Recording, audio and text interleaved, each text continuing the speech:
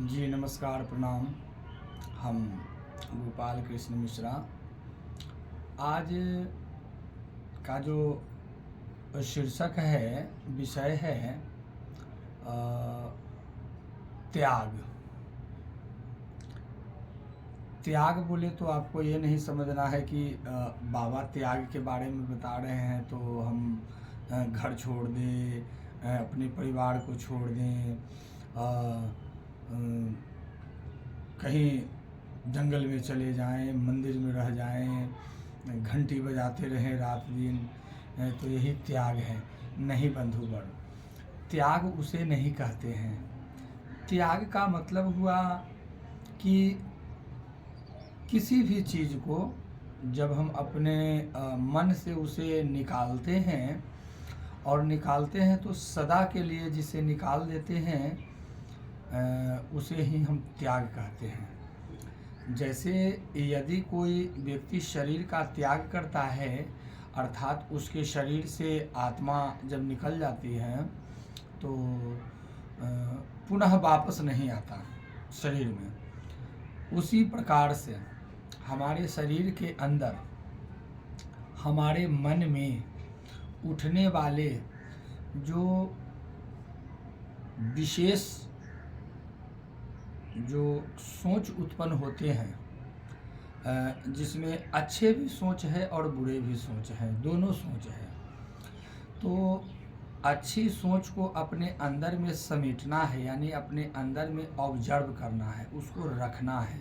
जिस तरह से धन को संग्रह करते हैं उसी तरीके से अच्छी चीज़ों को, चूँकि मन है तो मन में अनेक प्रकार के भाव उत्पन्न होते ही रहेंगे। यह संसार का नियम, यह सृष्टि का नियम है कि मन में दो प्रकार के विकार उत्पन्न होते हैं मन से, एक अच्छे और दूसरे बुरे।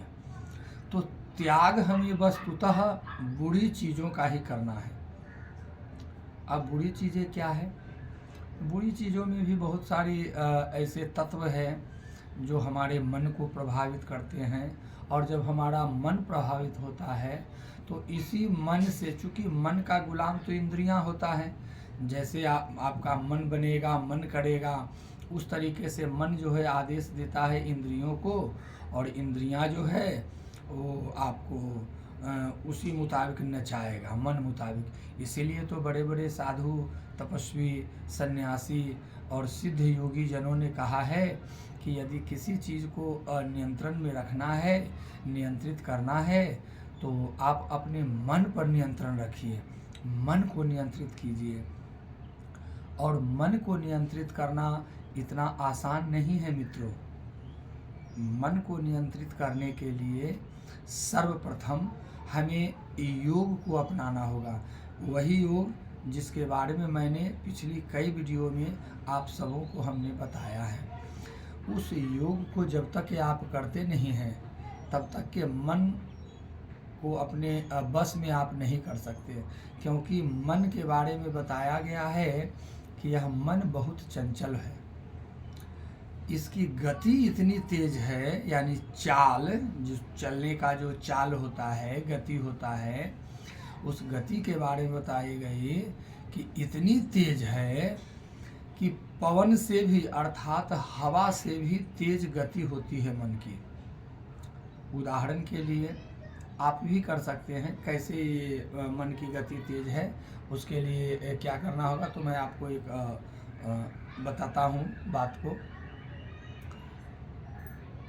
जैसे अगर कहीं पर आग लगी, ठीक है, आपके पश्चिम में करीब 10 किलोमीटर दूरी पर, तो उस 10 किलोमीटर दूरी से इस जगह तक अग्नि को पहुँचते पहुँचते कम से कम आधा घंटा से 1 घंटा लग जाएगा, ठीक है।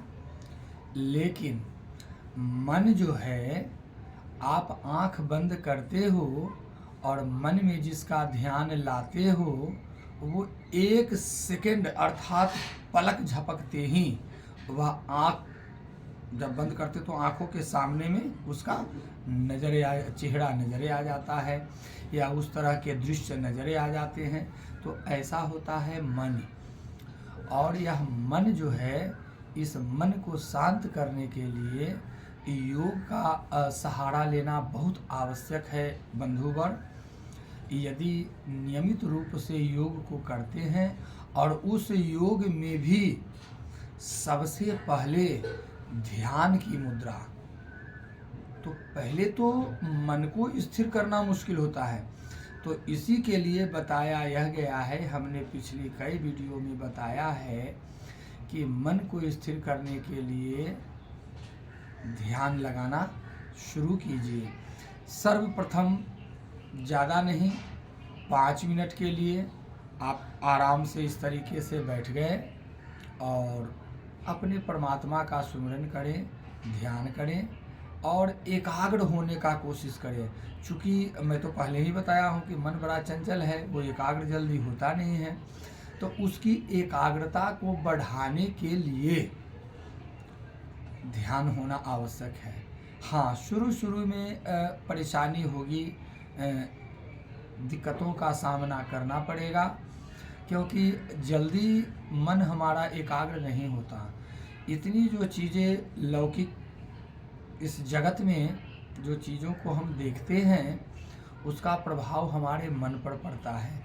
आप सुबह में सोकर उठने के बाद से लेकर रात्रि में सोने के समय तक, जगने और सोने के बीच का जो अंतराल है अर्थात बीच का जो समय है, इन बीच के समय में आप क्या देखते हैं, क्या करते हैं, ये बहुत बड़ा असर हमारे मन पर करता है बंधुवर।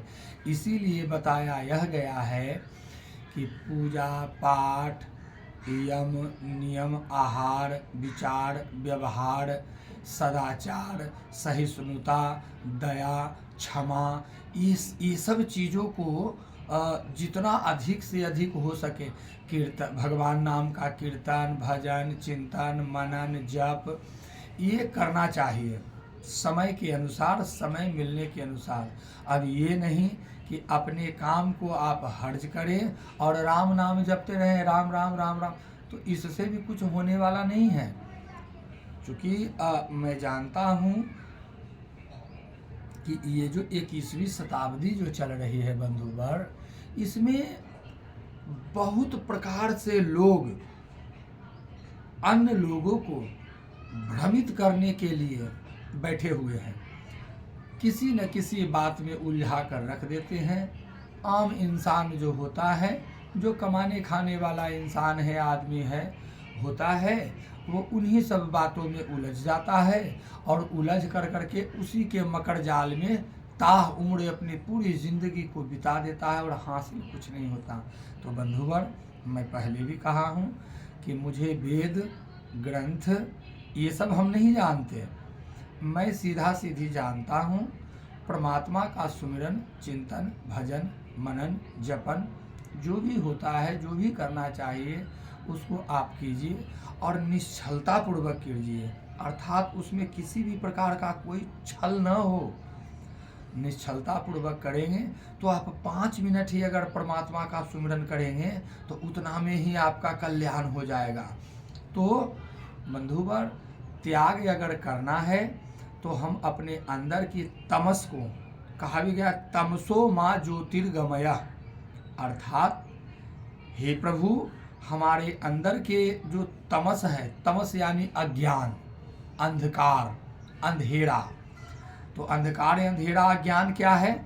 लोभ है, क्रोध है, मोह है, अभिमान है, तृष्णा है, कपट है, छल है, यही सब चीज़ तो जो है वो तमस है, अंधेरा है, और हमें वो अपनी अंधेरे में भटकाता रहता है। इसलिए बंधुवर, अगर जो इन चीज़ों पर हम नियंत्रण कर लें तो नियंत्रण होगा, लेकिन कैसे होगा? वही ध्यान के माध्यम से, योग के माध्यम से। और मैंने बताया है, शुरू में आप किसी भी कार्य को करते हैं तो कठिनाइयाँ जरूर आती हैं, उन कठिनाइयों को दूर करना भी उसी ध्यान का काम है। जब आप परमात्मा में जब लग जाएंगे, जब ध्यान लगाना आप जब शुरू कर देंगे तो धीरे धीरे धीरे धीरे धीरे धीरे वह कठिनाइयाँ जो है वह दूर होती चली जाएगी बंधुगण। तो इसी को आप त्याग सकते हैं। और अंदर में लेने की जो अगर कोई वस्तु है तो वो है क्षमा, दया, तप, त्याग, मनोबल, सहिष्णुता। ये सब चीज़ों को लेना है और जो मैंने अभी बताया है उन चीज़ों का त्याग करना है। त्याग करना है कब? अपने मन में संकल्प से सिद्धि की ओर मनुष्य पहुंच सकता है। तो आप पहले संकल्प करें, कोई एक चीज़ का संकल्प करें। जैसे मैं आज से मांसाहार नहीं करूँगा, ये आपने तय कर लिया, इसका त्याग कर दिया। तो जैसे जैसे आहार आपका शुद्ध होता जाएगा और वैसे वैसे आपका मन और विचार भी शुद्ध होते जाएंगे। और जब मन विचार शुद्ध होंगे तो इस जगत में, इस संसार में व्यवहार जो है आपका व्यवहार भी शुद्ध होता जाएगा। तो आज हमने आपको बताया त्याग के बारे में। तो ठीक है, फिर हम लोग मिलते हैं फिर एक नए अंक में।